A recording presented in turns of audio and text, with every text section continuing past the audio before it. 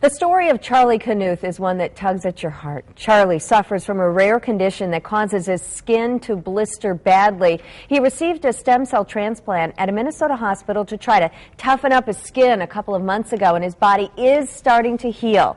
Fox 11's Lindsay just got back from visiting Charlie and his mom, Tricia, and she's here to tell us about her visit. Good morning. Good morning, Rachel. Lindsay, tell us about Charlie today. Do you know his condition or his status today? Well, first of all, when we visited and talked with his mom last week, she told us that he's doing absolutely fantastic and is much further along than she expected him to be at this point. Doctors told us that at one time, 95% of his body was covered with blisters. Right now, he's down to just 5%. Fantastic. A total reversal of that. One thing that struck me from the story that you had was that she could bathe him with a washcloth for the first time ever.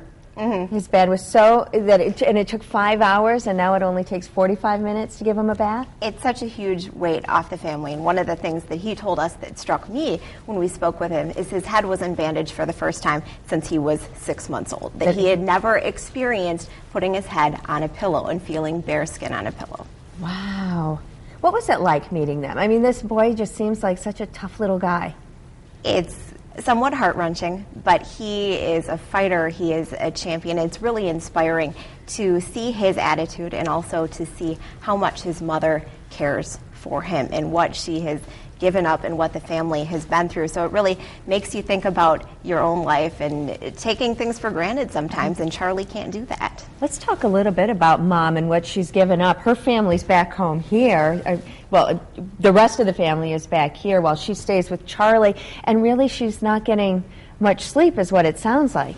No, she said that that's pretty much impossible. Charlie wakes up a lot during the night, and they actually took a step back and had to return to the hospital after we spoke with them because he got a fever, and the night nurses come in constantly and they have to deal with that. But he is back at the Ronald McDonald House now, so that's very exciting for the family, and Charlie is very excited because all he wants to do is get down, run around, and play. He wanted to get out of his wheelchair even when we spoke with him, but at the Ronald McDonald House, because of concerns about catching fevers, colds, things like that, he's supposed to stay in his wheelchair in any of the common areas. He wants to run around just like any other little boy would want to at that age. So the operation, the procedure that he had is what?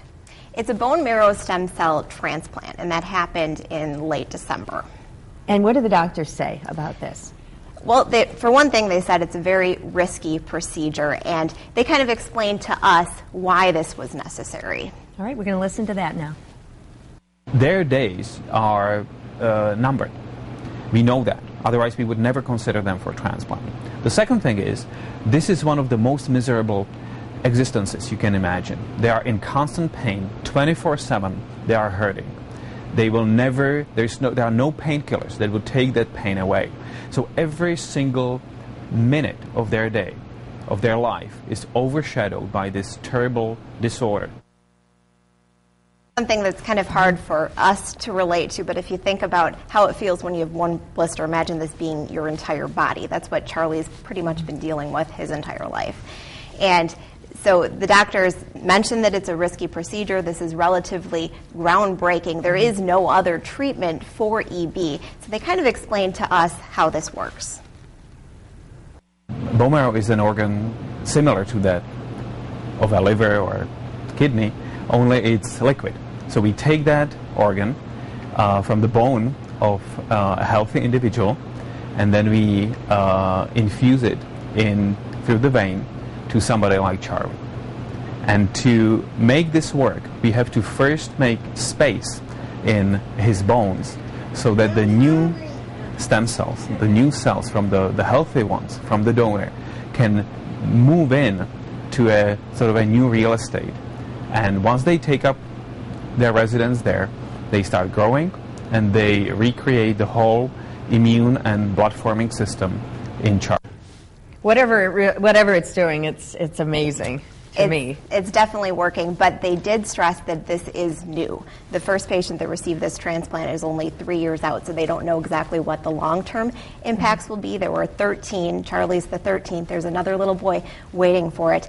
And it is risky. 4 of the people that did receive this have died, but obviously Charlie is doing quite well. All right, and we're keeping our fingers crossed. So what happens now for Charlie and his mom? How long will they be at the Ronald McDonald House? Well, best case scenario, his mom told me they'll be there for at least another 50 days, but because of the risk with this transplant, you really can't tell. But they're very, very excited to go home. She mentioned that she's happy to have the possibility of spending time with her other children as well. I once bet, and they they get must back. miss their mom too. Lindsay, thank you so much for bringing us up to date and bringing us this story, and keep us posted on any developments. Will do. Thanks, Rachel. All right, thanks, Lindsay. We'll be right back. You're watching Good Day Wisconsin.